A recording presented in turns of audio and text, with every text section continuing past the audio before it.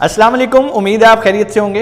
वीए की सीरीज़ को कंटिन्यू करते हुए आज एक बहुत ही अहम चैप्टर को हम कवर करेंगे जो कि है सोर्सिंग का। आपने प्रोडक्ट हंट कर ली अपने क्लाइंट के लिए और वो बड़ा इंप्रेस हुआ कि यार आपने बहुत अच्छी प्रोडक्ट ढूंढी है, स्टैट्स बड़े परफेक्ट हैं एज़ पर हिज रिक्वायरमेंट। अब वो आपको कहता है कि यार चलो ये जॉब आपकी कंप्लीट हो गई, अब इसे मेरे लिए सोर्स करो, मीन्स कि मेरे लिए इसका सप्लायर ढूंढो। बड़ा अहम टॉपिक है। बहुत सारे लोग सप्लायर ढूंढने के अच्छे खासे आपको पे करेंगे, आपको सर्विसेज चार्जेस पे करेंगे एज ए वर्चुअल असिस्टेंट। अब आपने सोर्स कैसे करना है, कहाँ से करना है, ये एक बड़ा इम्पॉर्टेंट पार्ट है। ज़्यादातर जो लोग परचेज करते हैं ना, वो जाते हैं सीधा alibaba.com पे और वहाँ से अपना कीवर्ड एंटर करेंगे। कीवर्ड एंटर करने के बाद उन्हें वहाँ से डिफरेंट सप्लायर्स मिलते हैं और वो उनसे क्वेश्चन आंसर्स करते हैं, जो अच्छा होता है उससे ले लेते हैं। हमने ऐसा नहीं करना, थोड़ा सा फ़िल्टर लगाना है, थोड़ा सा अलीबाबा को भी प्रेफर करना है, अलीबाबा को कंपेयर भी करना है दूसरे लोगों के साथ। फॉर एग्ज़ाम्पल, मैं सबसे ज़्यादा जो चीज़ रिकमेंड करता हूँ सोर्सिंग की, कि अगर आपका जो क्लाइंट है वो अमेरिकन बेस है, तो पहले मेरी कोशिश होती है कि आप अमेरिका में उस प्रोडक्ट को ढूंढें। हाँ, वजह क्या है, ऐसा मैं क्यों कहता हूँ, इसका फ़ायदा ये होएगा, आपको बहुत बड़ी इन्वेस्टमेंट नहीं चाहिए होएगी इन्वेंट्री मेंटेन करने के लिए। एक चीज़ अमेरिका से लेकर अमेरिका में बेचना बहुत आसान है, बजाय इसके कि एक चीज़ चाइना से लेकर अमेरिका में बेची जाए। हाँ, प्रॉफिट मार्जिन फ़र्क आ जाएगा, लेकिन आप ये भी तो देखें कि आपको इन्वेस्टमेंट नहीं बाउंड करनी पड़ रही। ऑप्शन आपके पास है, आप चाइना से सोर्स करना चाहते हैं चाइना से करें, अमेरिका से करना चाहते हैं अमेरिका से करें। दूसरी बात, ये भी कोई हार्ड एंड फास्ट रूल नहीं है कि आपने सिर्फ चाइना से ही बाय करना है। जैसे मैं आपको अपनी मिसाल देता हूँ, मेरी प्रोडक्ट्स चाइना से सोर्स नहीं होती, किसी और कंट्री से होती हैं। तो आपने सिर्फ चाइना पे रिलाई नहीं करना, आपने दूसरे कंट्रीज़ को भी चांस देना है कि भाई इनसे भी कोटेशंस लेते हैं और देखते हैं कि ये हमें क्या फ़ायदा देते हैं। एक वेबसाइट मैंने आपको बताई alibaba.com, ये B2B, I mean business to business. Like आप बिज़नेसमैन है, बेचने वाला बिज़नेसमैन है, उसने बेच दिया। अब एक और वेबसाइट है, उसे B2C कहते हैं, अली एक्सप्रेस। ठीक है, अली एक्सप्रेस का फ़ायदा ये होता है कि वहाँ पर आप जब भी किसी भी प्रोडक्ट को सर्च करते हैं तो अक्सर वो नीचे ऑप्शन दे रहा होता है कि हमारा जो स्टॉक है वो चाइना में भी पड़ा है, हमारा स्टॉक अमेरिका में भी पड़ा है, हमारा स्टॉक कनाडा में भी पड़ा है। तो अगर लकीली स्टॉक अमेरिका में पड़ा है तो आप उस प्रोडक्ट को प्रेफर करें, उस सेलर को प्रेफर करें, क्योंकि वो आपकी अप्रोच में है, वो आपको within no time supply देगा। वापस आते हैं, थोड़ा सा अलीबाबा को थोड़ा सा एक्सप्लोर कर लेते हैं। अलीबाबा से हमें बेनिफिट क्या होता है, हम क्यों अलीबाबा की तरफ जाते हैं। उसकी सबसे बड़ी वजह यह है कि वो एक होल सेल मार्केट है। वहाँ पर आपको मैन्युफैक्चरर्स मिलेंगे, आपको होल सेलर्स मिलेंगे और बहुत सारे बहरूपिये मिलेंगे जो कि आगे क्लेम करेंगे कि सर वी आर मैन्युफैक्चर और आप हमसे ये प्रोडक्ट ख़रीदें। इस चीज़ का आपने ख्याल रखना है, कोशिश करनी है कि आप मैन्युफैक्चर को अप्रोच करें। मैन्युफैक्चर को अप्रोच कैसे करेंगे, क्योंकि हर बंदा आके वहाँ पर यही क्लेम करेगा कि सर वी आर मैन्युफैक्चर। वो प्रूफ के लिए आपको सर्टिफिकेशंस भी अपनी दिखा देगा, लेकिन चूंकि आपको चाइनीज़ लैंग्वेज नहीं आती तो आप उन सर्टिफिकेशंस को अप्रूव या डिसअप्रूव नहीं कर सकते। दूसरी बात, वो आके आपको बताएगा कि सर हमारे इतने क्लाइंट हैं, हम दुनिया में यहाँ भी एक्सपोर्ट करें, यहाँ भी एक्सपोर्ट करें, ओके फ़ाइन। दूसरी बात, अलीबाबा पे जो चीज़ देखने वाली होती है वो होता है कि क्या ये एक वेरीफाइड सप्लायर है, इसके पास टैग है। फिर हम देखते हैं इसके पास ट्रेड एश्योरेंस का टैग है। लेकिन अगर आप मेरे से पर्सनली पूछें तो ये दोनों टैग मेरे लिए भी कोई मायने नहीं रखते।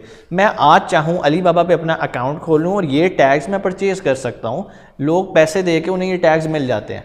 आप मेरी बात फॉलो कर रहे हैं, मीन्स कि इन टैग्स की एक सर्टेन लिमिट तक ऑथेंटिसिटी है, लेकिन जिसने आपके साथ फ्रॉड करना है ना, उसके लिए ये टैग्स भी मैटर नहीं करते। दूसरी चीज़ जो आपने इंपॉर्टेंट है, जो मेरे लिए इंपॉर्टेंट है इन टैग्स से ऊपर, वो ये है कि इसने आज तक सेल कितनी की है अलीबाबा के प्लेटफॉर्म पे। वो एक ऑथेंटिक प्रूफ है कि ये एक अच्छा सप्लायर है जिसने इतना रेवेन्यू जनरेट किया अलीबाबा के प्लेटफॉर्म पे और अलीबाबा उसको इंडोर्स कर रहा है कि यस इसने हमारे प्लेटफॉर्म से इतनी सेल की है। इसका मतलब है कि ये सप्लायर रियल है, जेन्युइन है। इसलिए आपने सिर्फ दो टैग्स नहीं देखने के, इसके पास वेरीफाइड सप्लायर का टैग है, इसके पास ट्रेड एश्योरेंस है। आपने ये भी देखना है कि क्या इसने कोई बिजनेस एक्टिविटी भी की है अलीबाबा के प्लेटफॉर्म पे या नहीं की, वो एक ऑथेंटिसिटी है। दूसरी बात, अलीबाबा अब आपको ये भी एक फैसिलिटी देता है कि आप पेमेंट हमारे थ्रू करो। मींस उसका फ़ायदा ये होता है कि अगर आपकी प्रोडक्ट में कोई प्रॉब्लम आ जाता है तो अलीबाबा बीच में गारंटर होता है और वो आपकी पेमेंट रिकवर करवाने में हेल्प आउट करता है, लेकिन वो अपने चार्जेस भी लेता है। तो ये सारा एक सिस्टम है अली बाबा पे काम करने का जब आपने सप्लायर ढूंढना है। दूसरी बात, अली बाबा पे सप्लायर ढूंढने के लिए जो सबसे इम्पॉर्टेंट चीज़ है ना, वो है आपका चाइनीज़ लोगों को डील करने का एक्सपीरियंस। अगर आपको चाइनीज़ को डील करना नहीं आता तो आप कभी भी अच्छी सोर्सिंग नहीं कर सकेंगे। वो आपको दिखाएंगे राइट और देंगे लेफ़्ट, और आपको भी नहीं पता लगेगा। और ये पता तब लगेगा जब अमेज़ॉन की इन्वेंट्री से चीज़ सेलर के पास, बायर के पास जाएगी और बायर कहेगा कि भाई ये क्या भेज दिया, इतनी बुरी प्रोडक्ट। तो बेहतर ये है कि तरीकाकार मैं स्टेप वाइज आप लोगों को बता देता हूँ। जब भी आपने सोर्सिंग करनी है आपने इन चीज़ों का ख्याल रखना है। नंबर 1, अली बाबा पे जाना है। मैं आपको ये नहीं बता रहा कि आपने RFQ कैसे बनाना है, ये आप मेरे से ज़्यादा समझदार है, आपको पता है RFQ कैसे जनरेट करना है और RFQ होता क्या है। RFQ बेसिकली मैं एक्सप्लेन कर देता हूँ कि एक इंक्वायरी होती है कि भाई फॉर एग्जांपल मुझे ब्लू पेन चाहिए, इस क्वांटिटी में चाहिए और इस ओरिजिन में चाहिए, मुझे आपने DDP रेट देना है। आप समझ रहे हैं? DDP का मतलब ये है कि सप्लायर की जिम्मेदारी है, उसने ड्यूटी भी पे करनी है, उसने उसकी शिपिंग भी मैनेज करनी है और आपको अमेरिका में आपके गेट पे सप्लाई देनी है। इसका फ़ायदा ये होता है, मैं सब अमेज़ॉन बायर्स को यही कहता हूँ, जो अमेज़ॉन बायर से मुराद ये है कि वो इन्वेंट्री बाय कर रहे हैं चाइना से अपने सेलर अकाउंट के लिए, तो उन्हें मैं ये रिकमेंड करता हूँ कि वो हमेशा DDP पे काम करें। इसका फ़ायदा ये होता है कि आपको कस्टम ड्यूटी के झंझट में नहीं पड़ना पड़ता। चाइनीज़ सप्लायर की जिम्मेदारी है, उसी ने कस्टम ड्यूटी पे करनी है, उसी ने आपके गेट पे नॉक करके कहना कि सर ये आपका पार्सल है, टेक इट, अल्लाह हाफ़िज़, ख़त्म, कहानी ख़त्म। अगर आप दूसरे सेंस में जाते हैं, फॉर एग्जांपल आप एक्स वेयर हाउस ले लेते हैं, आप FOB ले लेते हैं, आप CNF ले लेते हैं, ये वो ट्रेडिंग की टर्म्स हैं। इंशाल्लाह हम ट्रेड पे एक पूरी वीडियो बनाएंगे कि ट्रेडिंग में कौन सी टर्म्स यूज़ होती हैं और किस सिनेरियो में हमें किस टर्म पे जाना चाहिए।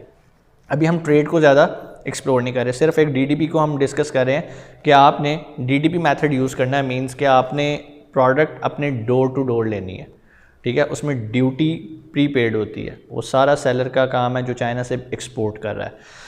दूसरी बात, अब जो चीज़ आपने देखनी है, जिस तरह मैंने आपको बताया, कोशिश करनी है मैन्युफैक्चर ढूंढें। मैन्युफैक्चर कैसे पता चलेगा? हर बंदा क्लेम करेगा मैन्युफैक्चर है, उसके लिए ये है कि आपका एक्सपीरियंस। अब जिस तरह मुझे चाइनीज़ को डील करते हुए कम से कम 13 साल हो गए हैं, तो चाइनीज़ जब मेरे से बात कर रहे होते हैं तो मैं उनकी बात से अंदाज़ा लगा लेता हूँ कि क्या ये बेचने वाला वाकई मैन्युफैक्चर है। नंबर 2, हिंट दे देता हूँ थोड़ा सा और, आपने उससे बात कर रहे हैं कि okay where is your factory located, उस वो कहेगा जी ये, उसे कहो okay I am coming to visit your factory, बेशक आप जाओ या ना जाओ, तो मुझे ज़रा एग्जैक्ट उसकी पेन लोकेशन भेजो। दूसरी बात, वो जब आप उसका WeChat भी देखेंगे वहाँ पर आपको उसकी डिटेल्स भी पता चल रही होंगी कि क्या उसका WeChat भी ऑथेंटिक है या उसने फ़ेक बनाया हुआ है। वैसे तो WeChat में चांसेस कम हो गए हैं अब के फ़ेक अकाउंट्स बनने का, क्योंकि अब WeChat इतना फ्रेंडली नहीं रह गया कि आप बड़े आसानी अपना अकाउंट बना सकते हैं। और हाँ, ये भी बड़ी इंपॉर्टेंट बात है कि आपने चाइनीज़ सप्लायर से बात कैसे करनी है। नंबर 1 मेथड इज़ कि आप अली बाबा पे एक मैसेंजर ऑप्शन आती है, आप वहाँ पर ही उससे निगोशिएट करते हैं और सारी बात करते हैं। दूसरी ऑप्शन ये है, जब वहाँ पर आपकी अच्छी निगोशिएशन हो जाती है और आप चाहते हो कि यार मैं पहली दफ़ा इससे काम कर रहा हूँ, तो बेहतर यह है कि आप अली बाबा के प्लेटफॉर्म से ही उसको डील करते रहो और वहीं से ही आप अपना सारी पेमेंट ट्रांजैक्शंस करो। दूसरा मेथड ये आता है कि यार नहीं, मैं अली बाबा को क्यों सर्विसेज दूँ, मुझे तो खुद पता काम कैसे करना है, मैं इसको वेरीफाई भी करवा लूँगा। आप उसे कहते हो यार ये मेरा WeChat नंबर है, प्लीज़ कॉन्टैक्ट मी।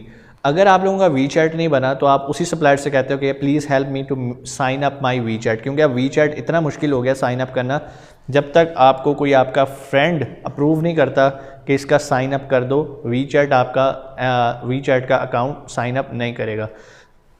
WeChat क्या होता है? जस्ट लाइक व्हाट्सएप, हम लोग व्हाट्सएप यूज़ करते हैं, ईमो यूज़ करते हैं, इसके अलावा सेम लाइक जिस तरह हम इंस्टाग्राम यूज़ करते हैं, सोशल मीडिया का एक प्लेटफॉर्म है उनका, वो उसको बोलते हैं WeChat। It's a Chinese base. जब आपको उसका WeChat का आ जाएगा तो आपको उसकी डिस्कवरी में उसकी इन्फॉर्मेशन सारा कुछ पता आ रही होती है कि ये रियल है या फेक है। आपको उसकी लोकेशन का भी आइडिया हो रहा होता है कि यार ये तो शेंजन में बैठा है, जबकि ये जो प्रोडक्ट है ये यहाँ की प्रोडक्ट ही नहीं है। एक बड़ी इंपॉर्टेंट चीज़ मैं आपको बता दूँ, चाइना बहुत बड़ा है, इतना बड़ा है कि उसकी जो अपनी डोमेस्टिक फ़्लाइट है बाज़ औक़ात वो भी 6.5 से 7 घंटे की है, मिनिमम बता रहा हूँ। 8 घंटे की फ़्लाइट्स भी हैं। अगर आप बीजिंग से शेंजन आएंगे तो आपको खुद ही आइडिया हो जाएगा कि शेंजन से बीजिंग तक का फासला कितना है। खैर हम इस टॉपिक पे नहीं जा रहे, मैं जो बात आपको बताना चाह रहा हूँ मैं उसके ऊपर वापस आता हूँ कि चाइना बहुत बड़ा है, चाइना के हर एरिए की कुछ स्पेशलिटी है। फॉर एग्ज़ाम्पल मैं आपको अपनी बात बताता हूँ, अगर आप नॉर्दर्न साइड पे जाते हैं, बीजिंग वाली साइड पे जाएंगे तो वहाँ पर आपको स्टील प्रोडक्ट्स मिलेंगी, स्टील की शीट्स मिलेंगी, उनकी फैक्ट्रीज़ मिलेंगी, फाउंड्रीज मिलेंगी। थोड़ा सा लोअर साइड पे आएंगे तो आपको ग्लास की इंडस्ट्री मिलेगी, लाइक वो ग्लास के डेकोरेशन पीसेस बना रहे हैं और डिफरेंट ग्लास की प्रोडक्ट्स बना रहे हैं। आप नीचे आ जाते हैं, मिड ऑफ चाइना में आ जाते हैं, जिस तरह हम चोंगचिंग कहते हैं, तो वो उनका एक ऑटोमोबाइल का हब है। वहाँ पर एक बहुत बड़ी एग्जीबिशन लगती है ऑटोमोबाइल की, मोटरसाइकिल, ट्रैक्टर, कार। आपको बहुत सारी कंपनीज़ के हेड ऑफिसेज, मैन्युफैक्चरिंग प्लांट्स वहाँ पे मिलेंगे, जिसमें top of the line Lifan group of companies हैं, जोंगशन है, किंगटन है, बशान है। There are a lot of big automobiles giant. They are not manufacturing only motorcycles, they are making tractors, they are making cranes, high tech machines आपको manufacturing facility मिलेंगी Chongqing के अंदर। इसी तरह आप ग्वांगझू में आ जाएंगे, जो कि साउदर्न पार्ट है चाइना का, तो वहाँ पर आपको ट्रेड वर्जन्स मिलेंगे, like they are like traders. Why? उनके साथ ही बिल्कुल हांगकांग लगता है, ग्वांगझू है, ग्वांगझू के साथ शेंजन है, सेम प्रोविंस में लाए कर रहे हैं गुआंगडोंग के अंदर। आपको पहले समझना पड़ेगा कि चाइना में जो चीज़ मैं बाय करने जा रहा हूँ, ब्लू पेन, इसकी फैक्ट्रीज कहाँ लगी हुई हैं। ठीक है, फॉर एग्जांपल मैं बताता हूँ, ये ब्लू पेन है, इसकी फैक्ट्री लगी हुई है कैंजो के अंदर। आपको जो सप्लायर है वो कहता है सर हमारा ऑफिस शेंजन में है। आप यहाँ से समझ लें कि वो ट्रेडर है, वो एक छोटा सा अपना एक कमरे का ऑफिस बना के बैठा हुआ है और वहाँ से सिर्फ मार्केटिंग करके चीज़ बेच रहा है, पीछे बेचने वाला और है। बहुत सारी फील्ड में आपको यही मिलेगा। ज़्यादा सप्लायर आपको मिलेगा ग्वांगझू का या आपको शेंजन का मिलेगा, क्योंकि ये ट्रेड हब्स हैं। जो दूसरे इलाकों के भी मिलेंगे वो बेसिकली वहाँ पर बैठे नहीं होंगे जब आप उन्हें फिजिकली विजिट करेंगे। मैं आपको अपनी एग्जांपल देता हूँ। एक पाकिस्तान का बहुत बड़ा ग्रुप है, उसने मुझे कहा कि यार मेरे लिए ना एल्यूमिनियम को सोर्स करो। तो मैंने कहा ओके फ़ाइन, सोर्सिंग मुझे आती है, सोर्सिंग का एक एक्सपीरियंस है अल्हम्दुलिल्लाह। हम लोगों को सर्विसेज भी दे रहे हैं, इंडेंटिंग की सर्विसेज देते हैं, लोगों को रॉ मटेरियल्स मंगवा के देते हैं। तो उस बंदे ने मुझे कहा यार एल्यूमिनियम के ना मुझे इंगट्स चाहिए। Basically they are wire making company in Pakistan, बहुत बड़ी उनकी कंजप्शन है।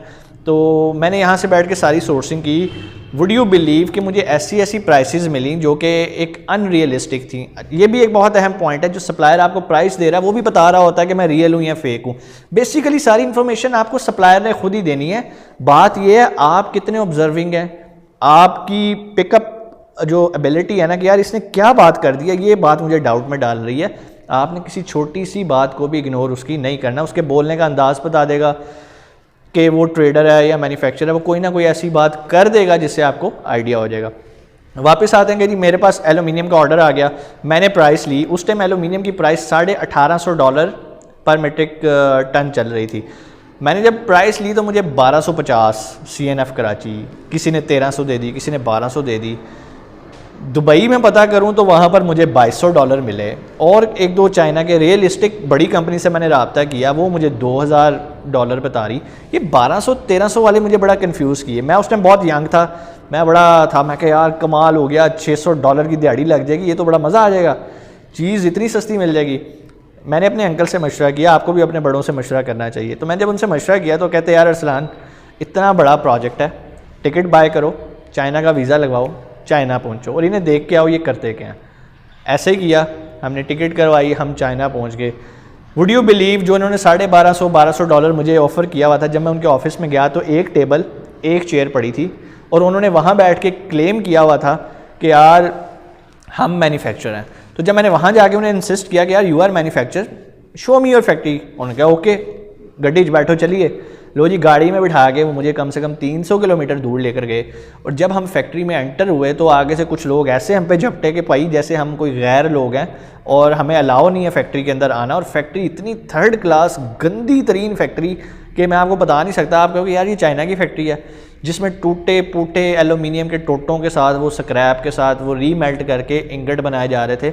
खैर उन्होंने मुझे कहा कि सर आप यहाँ पे वीडियो नहीं बना सकते। मैं क्या ओके फ़ाइन, हम भी पाकिस्तानी, हम सोल्यूशन निकालेंगे। मैंने कैमरा ऑन किया, मैंने अपनी पॉकेट में रख लिया, मैंने पूरा शूट किया उनकी फैक्ट्री को और सारा कुछ करने के बाद उनसे क्वेश्चंस भी किए। अल्टीमेटली मैंने सिर्फ एक क्वेश्चन किया, मैंने कहा यार ये आपकी फैक्ट्री है? उन्होंने कहा जी जी हमारी फैक्ट्री है। मैं क्या ओके फ़ाइन। मैं क्या मुझे सिर्फ लैब दिखा दो जहाँ पर आप इस एल्यूमिनियम इंगट को टेस्ट करते हो। तो सर वो लैब हमारी दूसरे सिटी में है। मैंने कहा यार आप किस तरह की फैक्ट्री हो के बना आप यहाँ रहे हो, लैब आपकी वहाँ है, आप कैसे साबित कर सकते हो इसकी प्योरिटी 99.9% ऑफ एल्यूमिनियम है? क्योंकि मैंने इसे एज ए कंडक्टर यूज़ करना है पाकिस्तान के अंदर। तो उनके पास कोई जवाब नहीं था। इस पूरी स्टोरी का मॉरल ये है कि मैंने अपने ऊपर तो उस टाइम 2.5-3 लाख रुपया लगा दिया, लेकिन मैंने 2.5-3 करोड़ का नुकसान बचा लिया अपने सप्लायर के लिए। क्या हो गया? वो मेरे से नाराज़ हो गया कि यार तूने सोर्स नहीं करके दी। मैंने उसे एक कंक्लूड किया, मैंने कहा यार China is not a good country to supply aluminium, we have to search for another source. उसके बाद हमने दूसरे सोर्स पे काम किया। लेकिन मैं आपको ये बात बता रहा हूँ कि चाइनीज़ कहाँ कहाँ आपको फ्रॉड करते हैं। वो आपको यही बताएंगे सर मेरी फैक्ट्री है, मेरा ये है, मेरा वो है। जब आप ऑन स्पॉट पहुँचते हो तो आप बिल्कुल ब्लैंक होते हो। वो आपको ऐसी ऐसी ख्वाब सुनाएंगे, सर हम आपको एयरपोर्ट पे पिक करने आएंगे, आपके लिए होटल का अरेंज करेंगे। जब आप चाइना लैंड करते हैं तो आपको बहुत सारे सप्लायर्स के टेलीफोन नंबर्स बंद मिलेंगे।